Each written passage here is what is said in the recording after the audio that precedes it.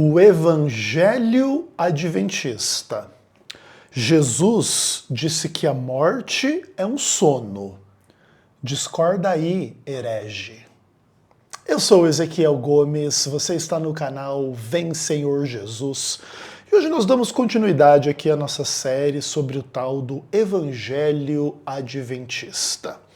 E quando a gente fala em Adventismo do sétimo dia, uma das principais discussões que existem aí no universo da teologia tem que ver com as questões referentes à suposta ideia aí da imortalidade da alma, né? De que o ser humano é composto de corpo e alma e espírito, ou pelo menos a alma ou o espírito, ou as duas coisas é uma coisa só, sobrevivem à morte, que na verdade significa dizer que não morrem, porque o ser humano, na sua essência, é imortal, pelo menos nessa essência, entre aspas, imaterial, espiritual, a alma, dentro desse conceito importado do paganismo para dentro do cristianismo. E o adventismo se levanta contra esta noção, em função aí de inúmeras questões bíblicas e etc e tal. E agora a gente vai tratar um pouco desse tema da perspectiva do Evangelho. Eu não vou ler todos os textos do Evangelho que falam a respeito da morte e etc., porque são muitos textos. Mas eu separei aqui os principais para a gente conversar a respeito deles. E nós vamos começar com João capítulo 11. Nós vamos ler os 57 versos desse capítulo, e aí eu vou fazer várias considerações, e depois nós vamos tratar vários outros textos da Bíblia, tá? Especialmente dos evangelhos, mas não somente, pelo menos um texto fora dos evangelhos aqui está no meu estudo aqui, tá? Então esse vídeo vai ficar longo, como é um pouco uma certa tradição aqui do canal Vem Senhor Jesus, que é o inimigo, né, do conteúdo rápido, fácil e simples. Se você quer esse tipo de coisa, vai em outro lugar. Mas se você quiser estudar a Bíblia, seja bem-vindo, Deus abençoe, e no final das contas também não precisa concordar comigo. Mas eu quero ver você discordar da Bíblia mesmo, tá? Especialmente se você é um cristão com papo de retardado mental, que o adventismo prega um falso evangelho. Sim, né? Porque o verdadeiro evangelho é que Jesus não morreu, ninguém morre, ninguém nunca morreu, porque somos todos imortais, né? Esse é o evangelho. É uma piada, né? Os críticos do adventismo, em ampla medida, são uma piada.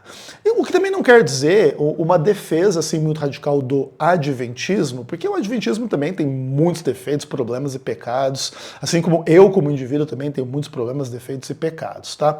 Quando a gente fala essas coisas, não tem por implicação que a gente pense estar acima da carne seca, não. Tudo bem? Então, recados dados, vamos lá para João capítulo 11. E a palavra de Deus diz o seguinte: Estava enfermo Lázaro de Betânia, da aldeia de Maria e de sua irmã Marta. Esta Maria, cujo irmão Lázaro estava enfermo, era a mesma que ungiu com bálsamo o Senhor e lhe enxugou os pés com seus cabelos. Mandaram, pois, as irmãs de Lázaro dizer a Jesus: Senhor, está enfermo aquele a quem amas. Ao receber a notícia, disse Jesus: Essa enfermidade não é para a morte, e sim para a glória de Deus, a fim de que o Filho de Deus seja por ela glorificado. Ora, amava Jesus a Marta e a sua irmã e a Lázaro. Quando, pois, soube que Lázaro estava doente, ainda se demorou 2 dias no lugar onde estava. Depois disse aos discípulos: Vamos outra vez para a Judéia. Disseram-lhe os discípulos: Mestre, ainda agora os judeus procuravam apedrejar-te, e voltas para lá? Respondeu Jesus: Não são 12 as horas do dia? Se alguém andar de dia, não tropeça, porque vê a luz deste mundo. Mas se andar de noite, tropeça, porque nele não há luz. Isto dizia e depois lhes acrescentou: Nosso amigo Lázaro adormeceu, mas eu vou despertá-lo. Disseram-lhe, pois, os discípulos: Senhor, se dorme, estará salvo. Jesus, porém, falara com respeito à morte de Lázaro, mas eles supunham que tivesse falado do repouso do sono. Então Jesus lhes disse claramente: Lázaro morreu, e por vossa causa me alegro de que lá não estivesse, para que possais crer, mas vamos ter com ele. Então Tomé, chamado Dídimo, disse aos condiscípulos: Vamos também nós para morrermos com ele. Chegando Jesus, encontrou Lázaro já sepultado havia 4 dias. Ora, Betânia estava cerca de 15 estádios perto de Jerusalém. Muitos dentre os judeus tinham vindo ter com Marta e Maria, para as consolar a respeito de seu irmão. Marta, quando soube que vinha Jesus, saiu ao seu encontro. Maria, porém, ficou sentada em casa. Disse, pois, Marta a Jesus: Senhor, se estiveras aqui, não teria morrido meu irmão. Mas também sei que mesmo agora, tudo quanto pedires a Deus, Deus te concederá. Declarou-lhe Jesus: Teu irmão há de ressurgir. Eu sei, replicou Marta, ele há de ressurgir na ressurreição, no último dia. Disse-lhe Jesus: Eu sou a ressurreição e a vida. Quem crê em mim, ainda que morra, viverá. E todo aquele que vive e crê em mim não morrerá eternamente. Crês isto? Sim, Senhor, respondeu ela. Eu tenho crido que tu és o Cristo, Filho de Deus, que devia vir ao mundo. Tendo dito isso, retirou-se e chamou Maria, sua irmã, e lhe disse em particular: O mestre chegou e te chama. Ela, ouvindo isto, levantou-se depressa e foi ter com ele. Pois Jesus ainda não tinha entrado na aldeia, mas permanecia onde Marta se avistara com ele. Os judeus que estavam com Maria em casa e a consolavam, vendo-a levantar-se depressa e sair, seguiram-na, supondo que ela ia ao túmulo para chorar. Quando Maria chegou ao lugar onde Jesus estava, ao vê-lo, lançou-se-lhes aos pés, dizendo: Senhor, se estiveras aqui, meu irmão não teria morrido. Jesus, vendo-a chorar, e bem assim os judeus que a acompanhavam, agitou-se no espírito e comoveu-se. E perguntou: Onde a sepultastes? Eles lhes responderam: Senhor, vem e vê. Jesus chorou. Então disseram os judeus: Vede quanto o amava.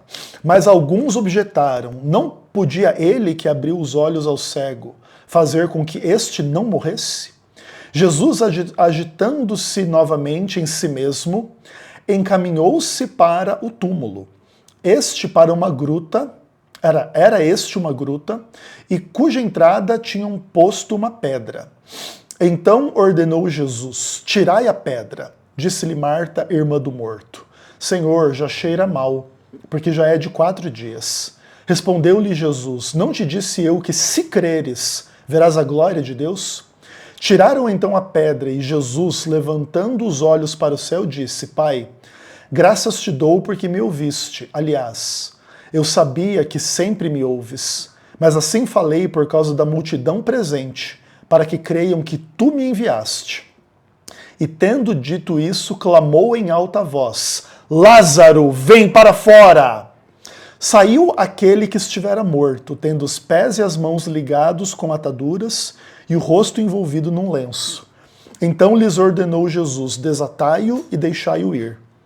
Muitos, pois, dentre os judeus que tinham vindo visitar Maria, vendo o que fizera Jesus, creram nele. Outros, porém, foram ter com os fariseus e lhes contaram dos feitos que Jesus realizara. Então os principais sacerdotes e os fariseus convocaram o sinédrio e disseram: Que estamos fazendo, uma vez que este homem opera muitos sinais? Se o deixarmos assim, todos crerão nele. Depois virão os romanos e tomarão não só o nosso lugar, mas a própria nação.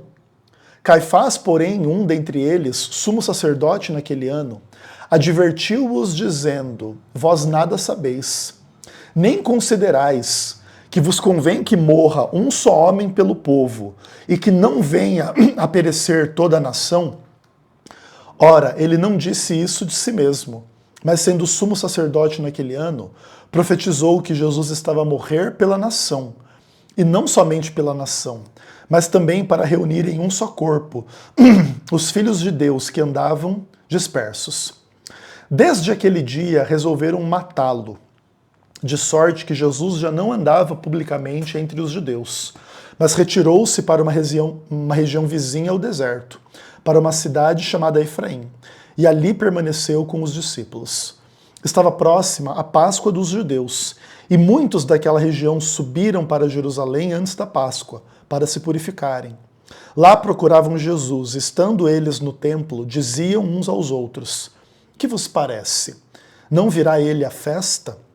Ora, os principais sacerdotes e fariseus tinham dado ordem para que, se alguém soubesse onde ele estava, denunciá-lo a fim de o prenderem.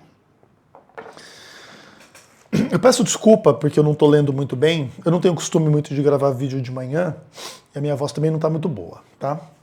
Mas acredito que dá para entender o que o texto diz, né? E esse texto é absurdamente interessante, muito extraordinário, assim, você imergir um pouco no mundo, né, dessas questões, desses personagens, dessas pessoas, e se colocar assim na cena como um todo, né? O meu propósito aqui não é fazer uma exposição super sistemática, até porque a gente tem bastante outros textos para ler também, mas muita coisa que tem que ver com essa discussão, né, dentro do cristianismo sobre morte, ressurreição, uma suposta imortalidade da alma e coisas assim desse tipo, tá? E eu separei aqui algumas afirmações do texto para ilustrar um pouco assim aquilo que Jesus ensina a respeito desse assunto. Mas antes de entrar nos textos aqui de João capítulo 11, é uma coisa bem curiosa assim, a gente avaliar um pouco a retórica anti-adventista que existe quando se discute esse tipo de coisa. Por exemplo, quando a gente faz apelos a textos do Antigo Testamento para falar das verdades bíblicas a respeito do que acontece com a pessoa quando ela morre, em inúmeros contextos, né? Passando lá pelo livro de Gênesis, pelos Salmos, pelo livro de Eclesiastes, e profetas bíblicos e etc. e tal, você percebe assim que na retórica anti-adventista existe uma ideia de que o Antigo Testamento ele fala essas coisas, porém Jesus fala diferente, numa revelação progressiva, e nós cremos em Jesus e não no Antigo Testamento, assim, tipo, querendo dizer que Jesus ensina diferente e nós cristãos anti-adventistas damos muito valor ao que Jesus ensina. Vamos realmente ver se as coisas são assim? Vamos ver se realmente o anti-adventista dá valor no que Jesus ensina? Primeiro, porque se você ler o verso 11 de João, capítulo 11, está escrito assim: nosso amigo Lázaro adormeceu, mas eu vou despertá-lo. Aqui, Jesus cita a morte como um sono. Inclusive, os discípulos mal entendem, e se ele dormiu, ele está bem, ele vai ficar bem. Aí Jesus fala no verso 14, então Jesus disse claramente, Lázaro morreu. Então, o que acontece? Muitos anti-adventistas gostam de dizer que a doutrina adventista de que a morte é um sono é uma heresia, né? A gente já viu essas coisas assim sendo ditas em muitos contextos por muitos idiotas, assim, né? Tipo Elias Soares, Jamier, essa galera toda, assim, né? Os retardados mentais. Sempre os tereis convosco. Não, porque a doutrina adventista é uma heresia, né? Que a morte é um sono. Não, isso é errado, porque, na verdade, a morte é a separação do corpo e da alma, e a alma nunca dorme, porque ela permanece consciente, desperta, viva, e nunca ninguém morre na condição de alma, né? É engraçado isso, assim, porque, no fim das contas, o que Jesus fala? Que Lázaro dormiu. E aí ele explica, Lázaro morreu. Ao, assim, tratar a questão, Jesus ele não faz nenhuma dicotomia e nenhuma tricotomia na existência ou na natureza de Lázaro para dizer, olha, Lázaro é composto de duas partes, uma dormiu e a outra despertou para o mundo espiritual, né? A Allan Kardec manda um abraço para vocês, inclusive. Entende? Tipo, Jesus não fala isso. Jesus não diz que o ser humano Lázaro é composto de duas naturezas, uma física e uma imaterial, e uma delas morre, a outra não, uma dorme, a outra não, né? Então, o que acontece? Claramente, Jesus diz que Lázaro, seja como for que você entenda a natureza humana, morreu. O ser humano morreu. Ponto. Não há espaço para crer que metade da natureza de Lázaro morreu enquanto a outra metade não, porque na verdade o ser humano é composto de uma parte que morre e uma parte que não morre. Até porque essa parte que não morre também continuaria sendo Lázaro, e seria impreciso dizer Lázaro morreu se a sua verdadeira essência e natureza não tivesse morrido, né? Aí Jesus teria que dizer assim, Lázaro desencarnou, ou metade de Lázaro morreu, metade permanece imortal, como todos são imortais. O fato é, Jesus não ensina nada disso, ok?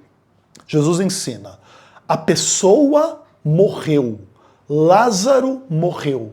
Não existe nenhuma relativização disso, não existe nenhuma negação disso, não existe nenhum porém e nenhuma indicação de que uma parte de Lázaro, seja um espírito, seja uma alma, seja o que for, não tenha morrido. Ok? Perfeito.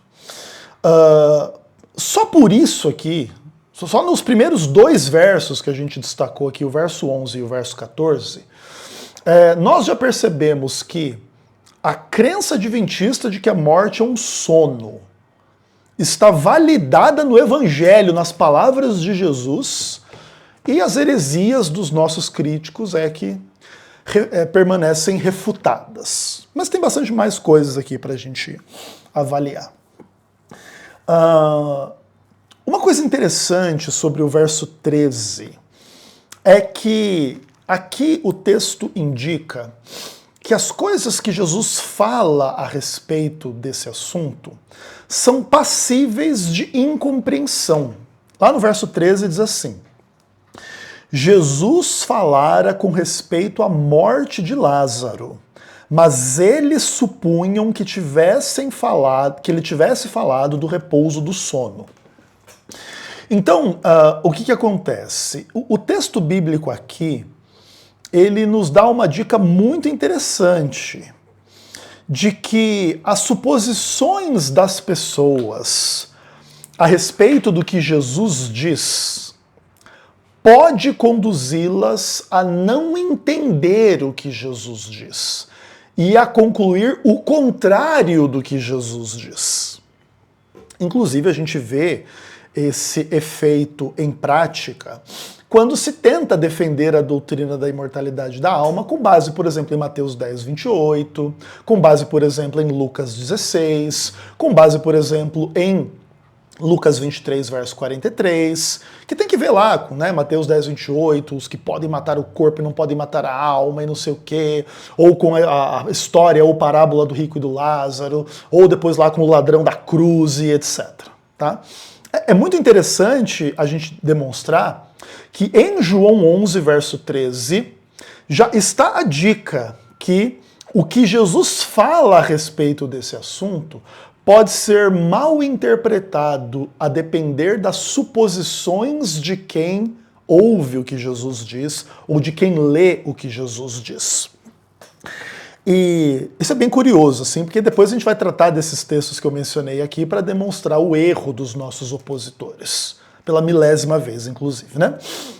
Só que o que acontece? Esse fenômeno, ele também está presente no próprio capítulo 11 de João. Por exemplo, no verso 4 diz assim: ao receber a notícia, disse Jesus, esta enfermidade não é para a morte, mas para a glória de Deus, a fim de que o Filho do Homem seja por ela glorificado. Alguém poderia deduzir ou concluir das palavras de Jesus que Jesus estava dizendo que Lázaro não iria morrer da tal doença, porque esta doença não é para a morte. Mas se essa fosse a conclusão, isso revelaria estar Jesus em erro, né? Porque Jesus falou ele não vai morrer e ele morreu, tanto que teve que ressuscitar o cara para depois ter com ele, né? Então o que acontece? Quando Jesus fala esta enfermidade não é para a morte, mas para a glória de Deus e etc., o que Jesus está apontando é que aquela doença, apesar de resultar em morte, iria resultar na glória de Deus quando Deus ressuscitasse Lázaro da morte em função daquela doença. Mas a linguagem, se você fizer uma leitura superficial, pode dar a impressão de que Jesus falou uma coisa que não é verdade. Jesus se enganou, Jesus mentiu, Jesus falou algo que não é correto, né? Interessante. Inclusive, esse é um aspecto importante, porque, por exemplo, quando a gente leu nosso amigo Lázaro dormiu, então disse claramente, Lázaro morreu. Veja que se a imortalidade da alma fosse correta, isso também seria um erro. Lázaro morreu? Não, Jesus, você não sabe que a alma é imortal? Lázaro, na sua alma, está no céu, ou no purgatório, ou no inferno, ou sabemos lá onde. Nos campos elíseos, a gente não sabe onde. Mas ele está vivo. Lázaro não morreu, Jesus. Vamos corrigir Jesus. Entendeu? Então, esses aspectos, eles são interessantes e curiosos, né? Então, por exemplo, para você entender aquilo que Jesus fala, não basta uma leitura superficial. Não basta você trazer as suas suposições para as palavras de Jesus, porque você pode, no final das contas, incluir em incompreensão. Jesus fala de uma coisa e você pensa que ele fala de outra, tá? Legal. Aí, por exemplo, o verso 25 é, de certa forma, assim, um pouco do centro, e o verso 26 desse capítulo, diz assim, Jesus está ali conversando com Marta, seu irmão há de ressurgir. Eu sei que ele há de ressurgir na ressurreição do último dia. Veja, inclusive, que aqui a crença de Marta não implica nessa coisa de que Lázaro está vivo na forma de alma imortal. Né? Não, meu irmão está morto e ele vai ressurgir no último dia. E aí do verso 25 em diante fala assim, disse-lhe Jesus, eu sou a ressurreição e a vida. Quem crê em mim, ainda que morra, viverá. E todo aquele que vive e crê em mim não morrerá eternamente. Eu juro que eu já vi imortalista usando o verso 26 para pregar a imortalidade da alma. Quem crê em mim não morrerá, né? Todo o que vive e crê em mim não morrerá. Então a ideia seria que ninguém morre, porque todo mundo é alma imortal. Entretanto, é até engraçado isso, porque o que Jesus de fato diz é que quem crê nele, Jesus, não morrerá eternamente. Até porque no verso 25 ele diz: quem crê em mim, ainda que morra, viverá. Ou seja, Jesus não nega que as pessoas morrem. Jesus não nega a possibilidade de que as pessoas morram. Mas Jesus prega a ressurreição depois da morte. E esse é um ponto importante. E aí alguém poderia dizer assim, mas tá, por que Jesus diz que a pessoa talvez morra? Não é certeza que morre? Não, não é, porque um dia Jesus vai voltar e vai ter pessoas vivas que creem em Jesus naquele momento. Então essas pessoas que estarão vivas quando Jesus voltar, elas não vão morrer. E elas e serão transformadas e glorificadas sem ver a morte. Mas o ponto é, todos os demais que não estarão vivos quando Jesus voltar e são crentes, então quem crê em mim, ainda que morra, viverá. Então a ideia é, Jesus não nega que os crentes morrem, que as pessoas morrem, mas ele nega que a morte é a palavra final. Assim como ele ilustra no caso de Lázaro. Essa enfermidade não é para a morte, mas para a glória de Deus. E ao ressuscitá-lo da morte que ele morre em função da doença, ele demonstra que a ressurreição é uma realidade e será uma realidade. E todo aquele que nele crer, mesmo que morra, voltará a viver, há de ressurgir no último dia. E se Jesus quiser ressuscitar a pessoa antes disso, ele pode, porque ele é a ressurreição e a vida. Então, é bem curioso, assim, tudo isso, né? Porque Jesus, no verso 25, claramente diz: se você morrer, mas você nele crê, no futuro você viverá. Então, depois da sua morte, você viverá. E é interessante que este depois da morte viver, esse viver depois da morte, ele é interpretado como ressurreição, não como desencarnação e imortalidade da alma, né? Jesus fala, eu sou a ressurreição e a vida. Ele não diz, eu sou a imortalidade da alma e a vida. E aquele que crê em mim morre, mas só morre o corpo e a alma continua vivendo, porque a alma nunca morre, nunca morreu, nunca morrerá. Né? E aí nesse aspecto da alma, quem crê em mim ou quem não crê em mim nunca morreu, não morre, nunca morrerá, porque todos são imortais, né? É o que teria que Jesus ensinar aqui se as heresias anti-adventistas fossem a verdade, né? Como eu gosto de repetir, a teologia anti-adventista é uma piada, né? E vocês levam a sério o que Jesus diz a respeito desse assunto?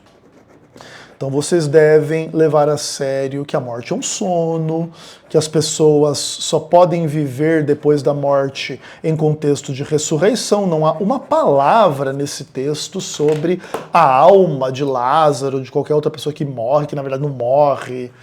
Tudo isso é fantasia, heresia e engano, tudo bem? Aí, o texto diz, né, que eles foram lá no túmulo, não sei o que, e saiu aquele que estivera morto. Assim como Jesus não nega, aquele que crê em mim, ainda que morra, viverá, não se nega que Lázaro de fato morreu. O que não seria o caso se Lázaro fosse uma alma imortal que não tivesse morrido, né? Aquele que morreu, ele ouviu a voz do Filho do Homem, saiu do túmulo, desataram lá o rosto, os pés, as mãos dele, e ele foi retomado à vida naquele contexto. Então, em nenhum momento se nega que Lázaro esteve morto. Pelo contrário, né? O milagre que Jesus realiza é absolutamente extraordinário em função desta pessoa estar morta e voltar à vida. Até porque se a realidade fosse a imortalidade da alma, isso não só não seria um bom milagre, como inclusive Lázaro poderia se incomodar aqui com a situação, né? Então ele, como alma imortal, sai do seu corpo, vamos supor aqui que ele era amigo de Jesus, então ele era crente e já foi para o paraíso, tipo o que os imbecis acreditam sobre o ladrão da cruz, né? Naquele mesmo dia ele saiu do corpo dele, já estava 4 dias no paraíso, conhecendo todas as almas imortais lá de Abraão, Isaac, Jacó, Adão, porque até o diabo tinha razão, Adão comeu o fruto da árvore da vida, aliás, da árvore do conhecimento do mal e não morreu, porque deve estar vivo na forma de alma lá no paraíso, ou sei lá onde também, né? Talvez Adão não foi para o paraíso, né? Mas enfim, caso tenha ido para o paraíso, Lázaro estava batendo um papo lá com Adão, com todos esses caras da Bíblia. Aí 4 dias depois que ele está no paraíso, está mal começando a desfrutar a glória. Aí Jesus falou, cara, volta para cá. Seria uma piada, né, o milagre, né? Seria inclusive um milagre ao inverso, né? Lázaro poderia descer e dizer assim, ô Senhor, o que eu fiz de mal pro Senhor me tirar da glória para voltar para esse mundo aqui cheio de fariseu? Inclusive cheio de fariseu que crê na imortalidade da alma, um bando de herege. Enfim, né? Mas aí, o que acontece? No final do relato, existe uma questão bem interessante, assim, né? Os milagres de Jesus, eles começam a se tornar tão evidentes, tão radicais, tão incríveis, assim, né? Agora ele está ressuscitando um morto, né? E não só, por exemplo, em outros casos de ressurreição do Evangelho, a gente vai ler inclusive alguma coisinha, as pessoas acabaram de morrer, ele já ressuscitou, então dá um pouco dessa impressão que talvez até as pessoas tivessem se enganado, que a pessoa realmente morreu, mas tipo, Lázaro 4 dias morto, sepultado, já fedendo, já e tal, não tem muito como negar que estava morto, né? E nesse aspecto, a ressurreição de Lázaro é a mais extraordinária assim, que existe, né, no relato bíblico. A parte da ressurreição do próprio Cristo depois que ele vai morrer. Mas é bem curioso isso aqui, né? E veja, Lázaro até fica morto um pouco mais do que Jesus, né? Porque acho que Jesus ressuscita ao 3º dia e Lázaro demora acho que 4 dias para ressuscitar, né? Interessante. Mas aí os fariseus ali, o sinédrio e tal, eles são convocados e olha, esse cara tá fazendo muitas dessas coisas. E aí o sumo sacerdote fala que convém que morra um só homem em lugar de toda a nação, para os romanos não virem ali, né, ver o que está acontecendo e tirarem os fariseus do poder e matarem todo mundo, destruírem a nação de Israel, que era o temor que eles tinham, né? Eles escondem o temor que eles tinham de perder a sua posição com, vai destruir a nação, mas a preocupação deles era com a sua própria posição política.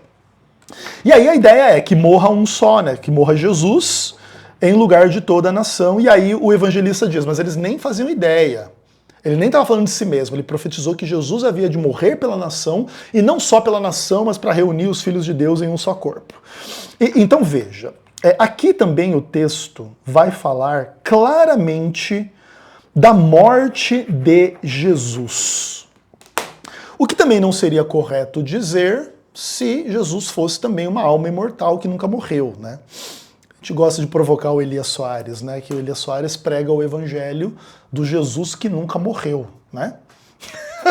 O pessoal fala que o adventismo é herege porque nega a cruz, o que é uma infinita bobagem. A gente vai falar sobre isso aqui dentro dessa série do Evangelho Adventista, né? E etc e tal. Mas engraçado que todo imortalista nega que Jesus morreu, né? Porque na cabeça desse pessoal aí, Jesus é uma alma imortal. E aí naquele dia eles resolvem que vão matar Jesus e daqui a pouquinho Jesus vai realmente morrer. Bom, do capítulo 11 era isso que eu queria falar. Só para deixar bem claro, né? Jesus, então, ele afirma que a morte é um sono, as suas palavras são passíveis de incompreensão a depender das suas suposições sobre o que Jesus diz. Jesus não nega que as pessoas morrem ou que Lázaro tenha morrido, mas ele promete uma vida depois da morte, não em contexto de almas imateriais imortais, mas no contexto de ressurreição. E Jesus mesmo vai morrer pelas pessoas, tá? Não existe relativização da morte de Jesus. E, inclusive, isso já estava claro no capítulo 10 de João. Volta aí um capítulo.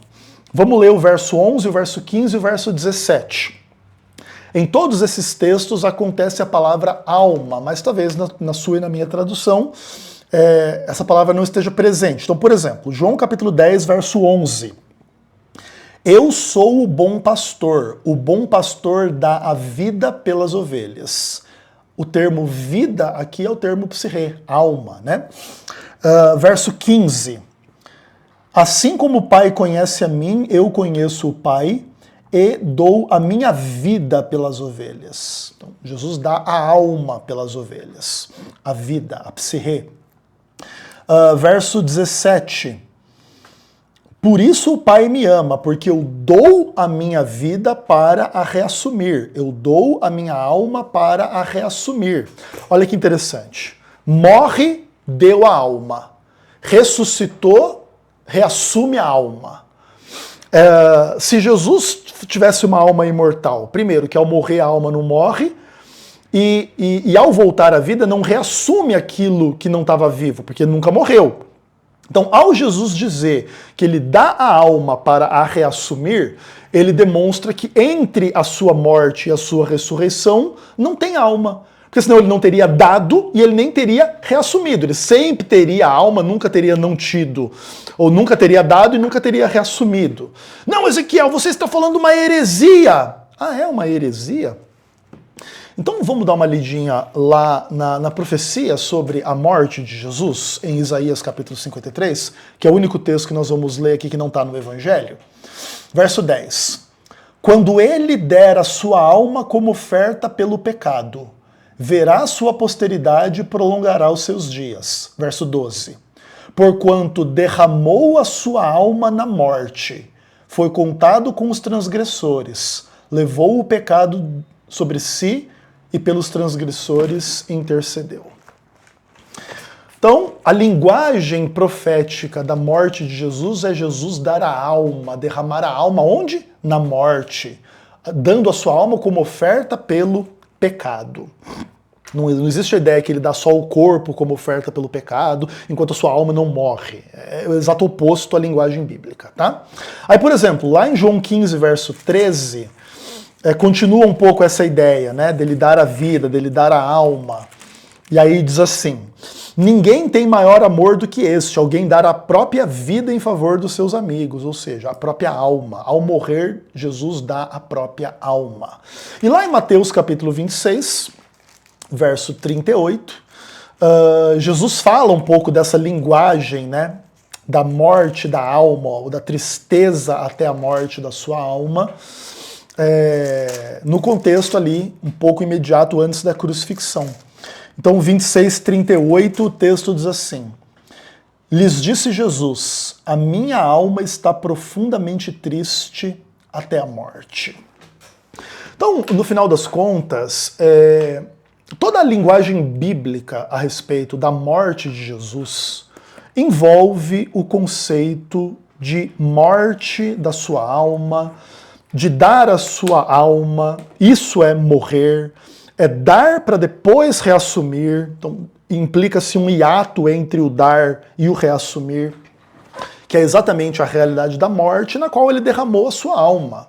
Porque ele deu a alma, ele deu a vida, ele entregou a vida pelas suas ovelhas, pelos seus amigos, e esse é o maior amor que alguém pode ter, e etc, e etc, e etc. De maneira que a linguagem bíblica da morte dentro da teologia adventista está absolutamente presente no contexto da morte de Jesus, tá bom? Inclusive, o que não existe no contexto da morte de Jesus é a ideia que Jesus não morreu porque ele era uma alma e aí ele saiu do seu corpo na qualidade de alma imortal, tudo bem? Isso é o que não existe na linguagem bíblica a respeito da morte de Jesus, tá bom? Entretanto, essa é uma questão que não somente está presente lá no final da vida de Jesus, nas últimas cenas da vida de Jesus. Quando você abre a Bíblia lá em Mateus capítulo 2, você já tem as primeiras menções a esta ideia no Evangelho, na relação entre, né, o verbo apólime, matar, destruir e etc., e o termo psirrê, alma, etc. Então, por exemplo, lá em Mateus capítulo 2, verso 13, Herodes há de procurar o menino para o matar. O verbo matar aqui, apólime. E lá no verso 20 do mesmo capítulo, já morreram os que atentavam contra a vida do menino. O termo vida aqui é o termo psirrê, alma. Então, ao Herodes querer matar o menino Jesus, ele está atentando contra a sua alma. Ok? Exatamente porque o contexto é matar Jesus é matar a sua alma. Jesus vai ter a sua alma morta, mas 30 e tantos anos depois que ele prega o evangelho e etc. Herodes não iria conseguir levar a cabo o seu intento aqui, mas isso era o que ele estava tentando fazer desde o começo. Então veja, a relação entre o verbo apólime e o termo psirrê, no Evangelho de Mateus, já desde o princípio, é matar a alma. E aí a gente entende Mateus 10, 28 de forma perfeita. Tema aquele que pode apólime o corpo e a alma no inferno, né? Aquele que pode matar o corpo e a alma no inferno. Obviamente, se a alma fosse imortal, Deus não poderia matar o corpo e a alma no inferno, né? Uma saída muito vergonhosa que alguns imortalistas fazem é que o texto diz que Deus pode matar a alma, mas não quer dizer que Deus vai matar a alma. Deus só pode, ele não vai, né? No final das contas, então, Deus também não deveria ser temido, porque o homem não deve ser temido. Pode matar o corpo e não pode matar a alma. Se Deus pode, mas não vai matar a alma, no fim também não pode ser temido, porque a grande questão é, ao não poder matar a alma, o homem não vai matar a alma, então por isso ele não deve ser temido. Mas aquilo que o homem não pode fazer, Deus pode fazer. Então, ainda que o sentido de alma em Mateus 10, 28, no primeiro verso, na primeira parte do verso, fosse uma suposta entidade material que o homem não poderia matar, Deus poderia matá-la demonstrando que ela não é imortal, né? Porque aquilo que morre no final não é imortal, diria Sandy Júnior, tá bom? Aliás, acho que a Sandy Júnior ela tem a visão oposta, aquilo que não morre no final é imortal, enfim, eu não sei. Aí o Elias Soares, que tem a teologia talvez da Sandy Júnior, pode explicar pra gente nos comentários, tá bom? Fica à vontade, Elias, beijo no coração. Enfim, né? O fato é que a relação entre apólime e psirrê em Mateus 2 esclarece perfeitamente Mateus 10, 28. Deus pode e ameaça a alma de morte no inferno. Portanto, não pode haver alma imortal, tudo bem? Pelo contrário, a alma será morta no inferno. Bacana. Não, Ezequiel, você está distorcendo as coisas que Jesus ensina, porque lá no rico e no Lázaro, Jesus mostra a alma imortal. Ah, legal, vamos dar uma olhadinha lá na alma imortal do rico e do Lázaro. Lucas capítulo 16, nós vamos ler do verso 19 até o verso 31. Eu não estou me aprofundando em nenhum dos textos que nós estamos lendo, porque eu já criei muito conteúdo a respeito de todas essas coisas. Então aqui a gente está fazendo só um panorama geral, até para o vídeo não ficar gigantesco. Então, inclusive, talvez, se eu esquecer, vocês me lembrem nos comentários, de colocar alguns materiais adicionais, tipo os meus debates sobre o rico e o Lázaro. Enfim, se alguém quiser o meu livro sobre Mateus 10, 28, eu posso mandar também, só me adicionar no WhatsApp. Quem não tiver meu WhatsApp, só perguntar nos comentários. Etc. Tá? Então aqui a gente está fazendo só um panorama geral, sem se aprofundar gigantescamente. Mas só para colocar herege no seu próprio devido lugar, né? Que já é suficiente aqui a leitura dos textos bíblicos. Vamos dar uma olhadinha lá. A Lucas 16, a partir do verso 19, a Bíblia diz assim: Ora, havia certo homem rico que se vestia de púrpura e linho finíssimo, e que todos os dias se regalava esplendidamente. Havia também certo mendigo chamado Lázaro, coberto de chagas, que jazia à porta daquele, e desejava alimentar-se das migalhas que caíam da mesa do rico, e até os cães vinham lamber as úlceras. Aconteceu morrer o mendigo e ser levado pelos anjos para o seio de Abraão. Morreu também o rico e foi sepultado. No inferno, estando em tormentos, levantou os olhos e viu ao longe a Abraão e Lázaro no seu seio. Então, clamando, disse: Pai Abraão, tem misericórdia de mim, e manda Lázaro que molhe em água a ponta do dedo e me refresque a língua, porque estou atormentado nesta chama. Disse, porém, Abraão: Filho, lembra-te de que recebeste os teus bens em vida, e Lázaro igualmente os males. Agora, porém, ele está aqui conosco. Aliás, ele está aqui consolado e tu em tormentos. Além de tudo, está posto um grande abismo entre nós e vós, de sorte que os que querem passar daqui para vós não podem. Quem que ia querer, né, Abraão? Nem os de lá passar para nós, alguém ia querer. Então replicou: Pai, eu te imploro, para que o mandes à minha casa paterna, porque tenho 5 irmãos, para que lhes dê testemunho, a fim de não virem também para este lugar de tormento. Respondeu Abraão: eles têm Moisés e os profetas, ouçam-nos. Mas ele insistiu: não, pai Abraão, se alguém dentre os mortos for ter com eles, arrepender-se-ão. Abraão, porém, lhes respondeu: se não ouvem a Moisés e aos profetas, tampouco deixarão se persuadir, ainda que ressuscite alguém dentre os mortos. É muito curioso ver assim como que imortalista argumenta em relação a esse texto, né? Porque o texto, ele, apesar de ter algumas complexidades, ele é bastante simples de ser entendido, tá? E existe uma história fictícia para ensinar algo importante. Ponto. E tanto essa história é fictícia, quanto, inclusive, ela sequer se amolda à compreensão dos imortalistas a respeito destas coisas. Por exemplo, não existe aqui a ideia de que morre o corpo de Lázaro e a sua alma vai para esse lugar aqui de alegria, ou que morre o corpo do rico e vai a sua alma para esse lugar de tormento. A linguagem da alma está inexistente, está completamente ausente do texto de Lucas 16. Isso pode parecer uma coisa boba para você, porque não, é lógico que aqui é a alma. Não, não é lógico, porque não é o que o texto diz. O texto diz: Lázaro morreu.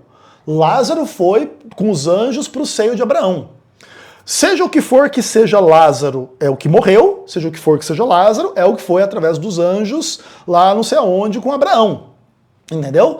Porque, por exemplo, a ideia não é assim: o corpo de Lázaro morreu e a sua alma foi para lá. Não existe essa narrativa no texto. Lázaro, seja o que for, morreu. Lázaro, seja o que for, foi. Então, por exemplo, se Lázaro é um corpo, alma e espírito, o seu corpo, alma e espírito morreram. E o seu corpo, alma e espírito foram levados pelos anjos para o seio de Abraão. É isso que se infere do texto. Tanto que a linguagem do texto é completamente material e corporal, não imaterial e não corporal. Ele quer lá que molhe o dedo na água e na sua língua. Alma imaterial não tem matéria em termos nem de língua, nem de mão, nem de dedo, nem precisa de água, porque é imaterial, né? É engraçado a gente ter que explicar conceitos básicos, assim, para débil mental que acha que isso aqui é o que eles imaginam, né?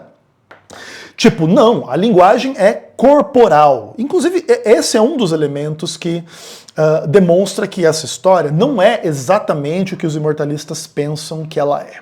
Mas, acima de tudo, o que acontece? No final, essa história é bastante simples. Existe um homem rico e existe um homem pobre, e a ideia é que esse homem rico despreza este homem pobre.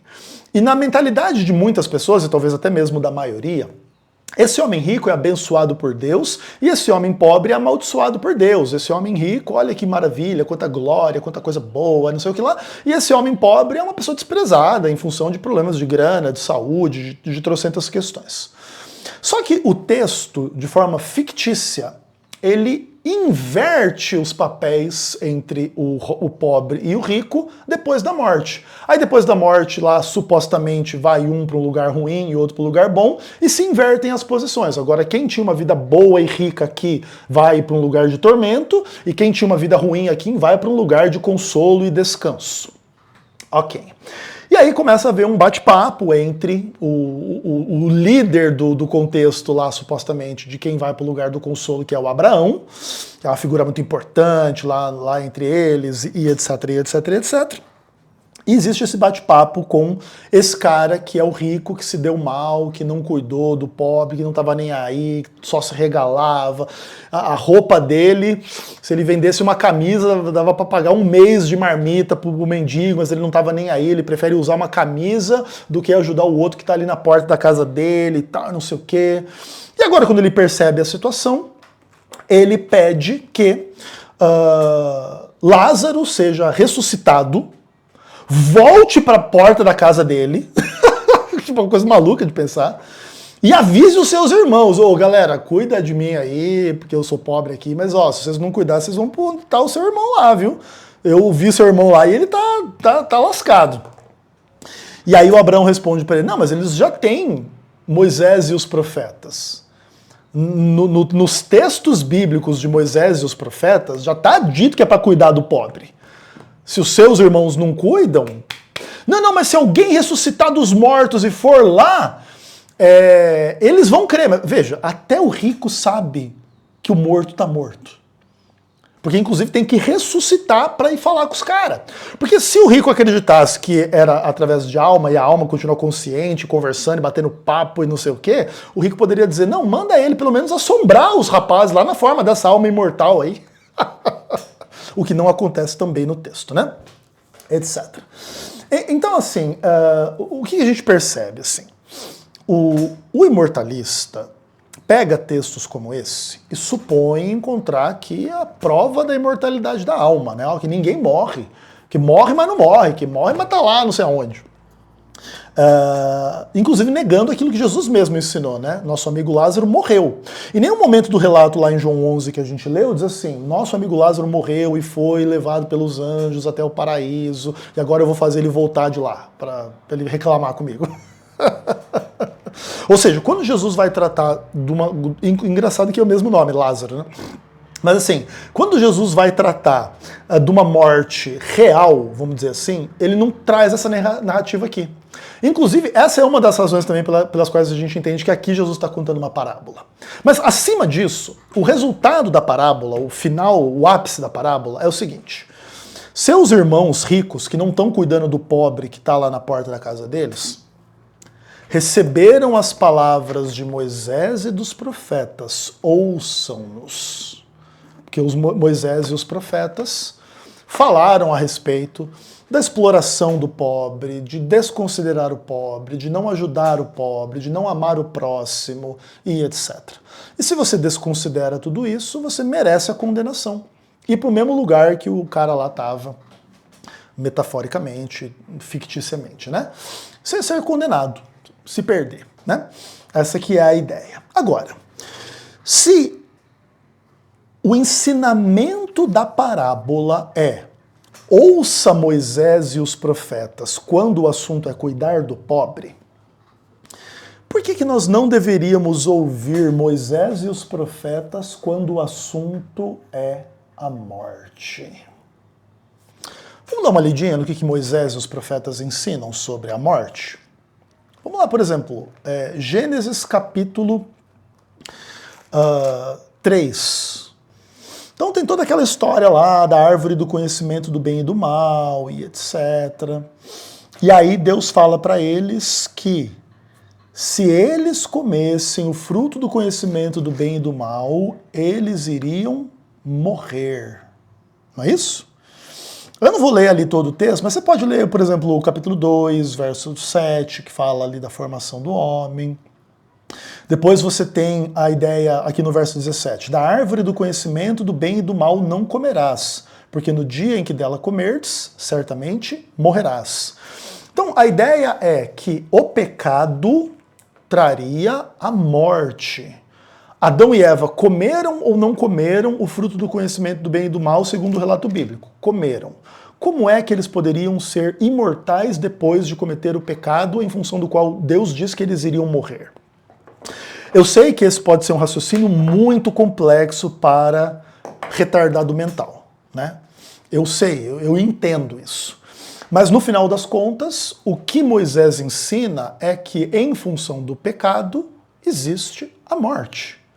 Você inferir a imortalidade de seres que cometem pecado é você rejeitar o que Moisés ensinou. Porque aí o ser humano peca, mas não morre. Todo mundo tem alma imortal, aceitou Jesus ou não, creu no evangelho ou não, fez qualquer coisa ou não, é alma imortal. Então o pecado nunca trouxe a morte para as almas imortais. E se nós somos almas imortais, nós não temos morte no nosso horizonte. Mesmo que eu tome um tiro aqui, meu corpo morra, mas minha alma está tranquila, eu continuo sendo o Ezequiel Gomes aqui com as minhas mesmas memórias, as minhas mesmas ideias, a minha mesma personalidade. Que terrível isso, inclusive, né? Enfim, etc, etc, etc. Então, você vai ter que negar o que Moisés ensina para crer em heresia de imortalidade da alma. Mas não bastasse, é para crer em Moisés e nos profetas. Ezequiel, capítulo 18, inclusive o capítulo 13 também. O capítulo 13 fala das almas que não deveriam morrer, que iam morrer, não tem isso aí? Ó, antes de Ezequiel 18, Ezequiel 13. Tu, filho do homem, põe-te contra as filhas do teu povo, que profetizam de seu coração. Assim diz o Senhor, ai das que cosem invólucros feiticeiros para todas as articulações da mão e fazem véus para as cabeças de todo tamanho para caçarem almas. Quereis matar as almas do meu povo e preservar outras para vós mesmos? Vós me profanastes entre o meu povo por um punhado de cevada e por pedaço de pão, para matardes as almas que não haviam de morrer, e preservardes com vida as almas que não haviam de viver, mentindo ao meu povo que escuta mentira. Interessante, né?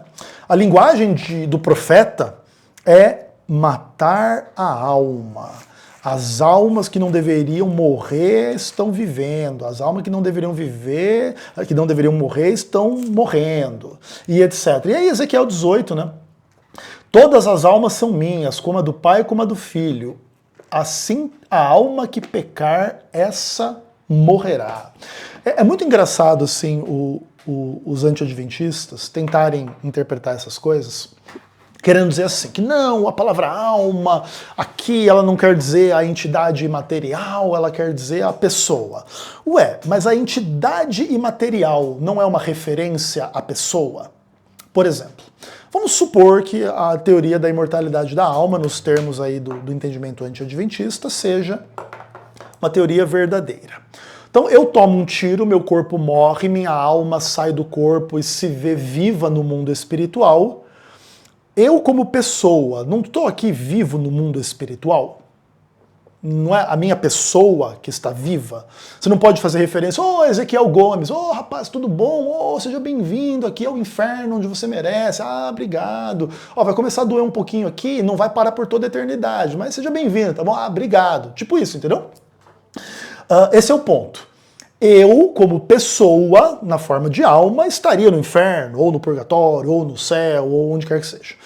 Então, veja bem, é ridículo tratar a linguagem aqui de Ezequiel 18 como querendo dizer assim, não, aqui é só uma pessoa que morre. Olha que coisa, a pessoa que peca, ela morre.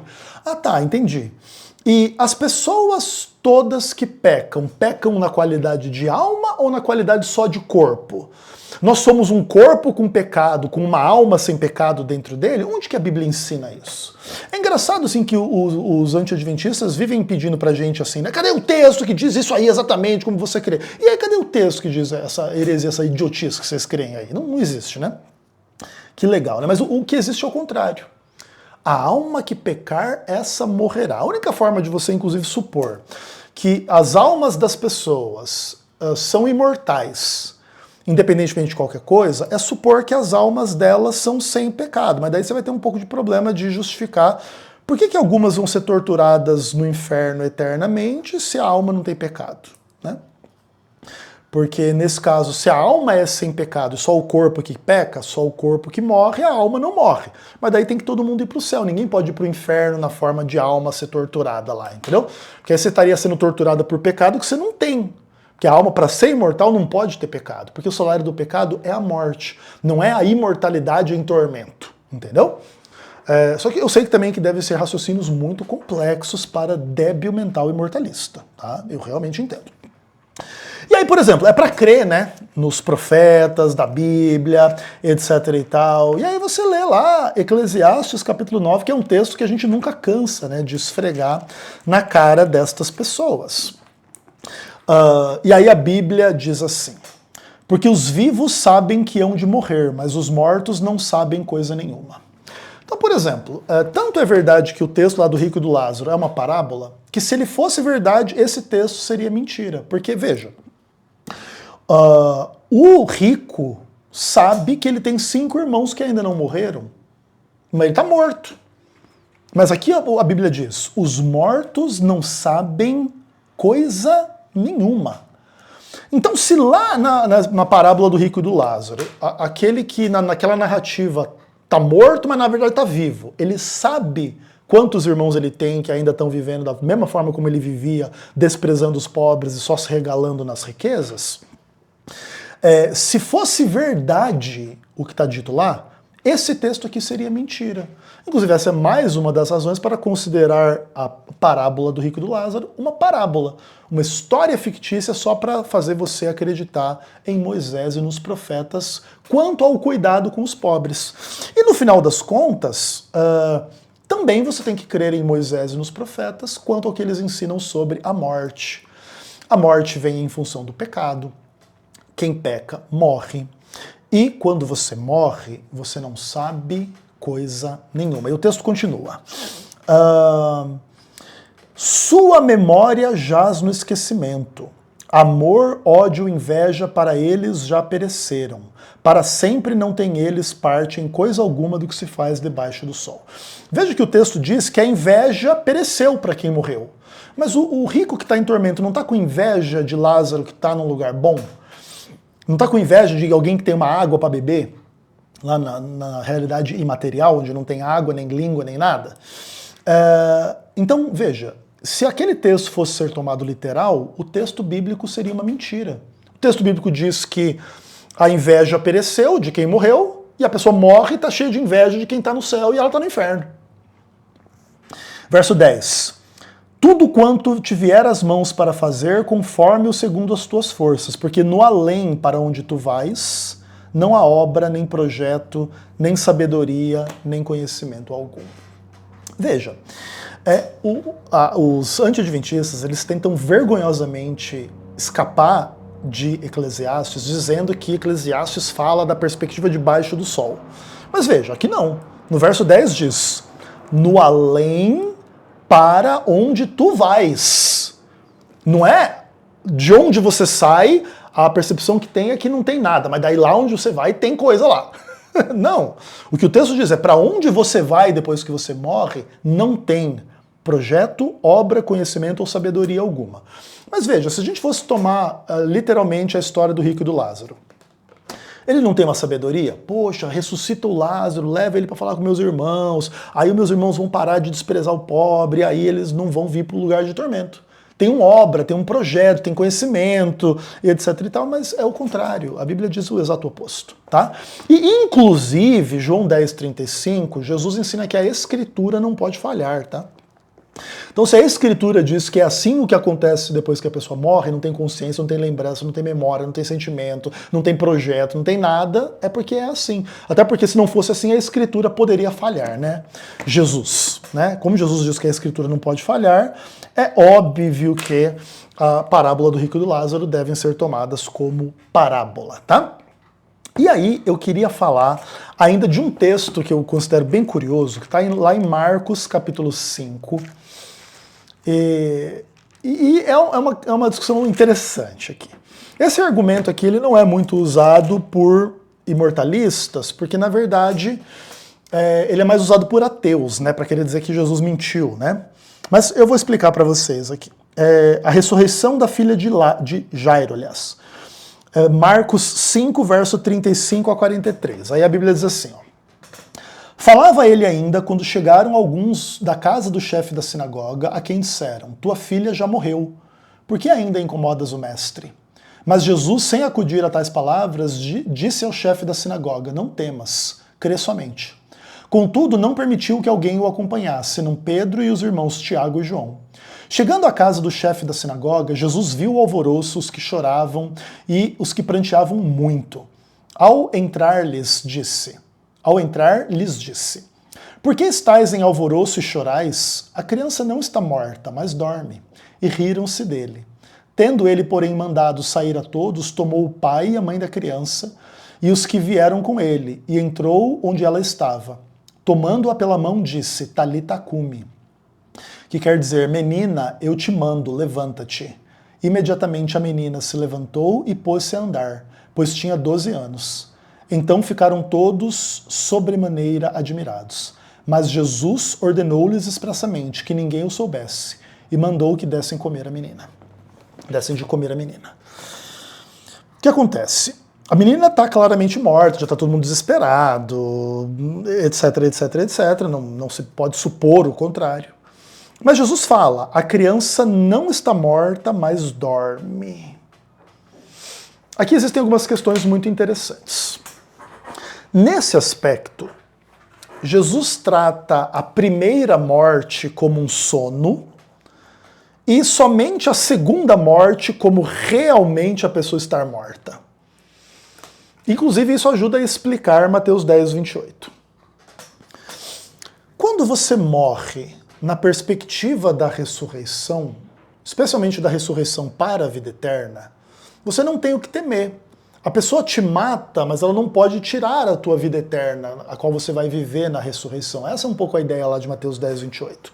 Os homens te matam, mas não podem tirar a sua vida, a sua alma. Nesse aspecto, a vida quer dizer, aliás, a alma quer dizer a vida, especialmente a vida eterna. Inclusive, como é traduzido o termo psirrê em muitos contextos, como vida. Lembra? Eu dou a minha vida em favor dos meus amigos, eu dou a minha alma em favor dos meus amigos. Então a ideia é aqueles que podem matar o corpo, mas não podem matar a vida, a verdadeira vida, a vida da ressurreição, a vida eterna. Por isso você não tem que temer o homem, tá?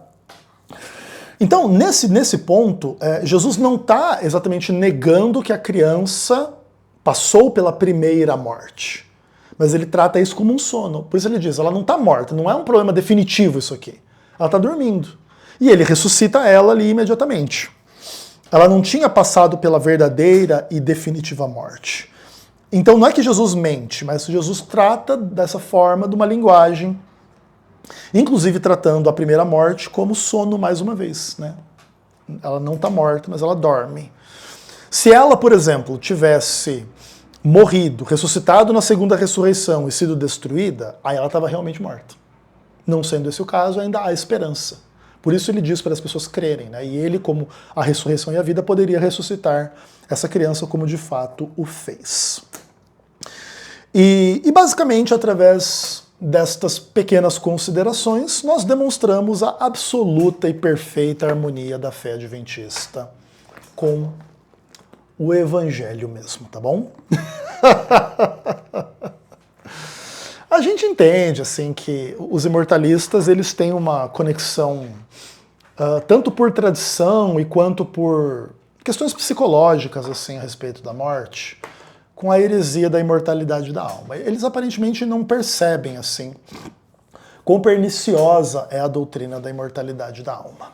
Porque se todo mundo é imortal, sequer Jesus morreu, sequer ninguém morre, sequer nunca ninguém morreu. E, inclusive você abre margem para narrativas fantasiosas, diabólicas a respeito de reencarnação e coisa arada e tal.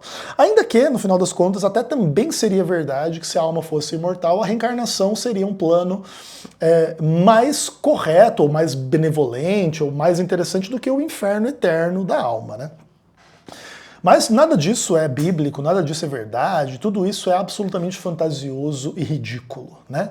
E eu acho que é um pouco por causa que isso fica muito claro dentro da teologia adventista, que os nossos críticos, assim, eles são pessoas muito amargas contra o adventismo.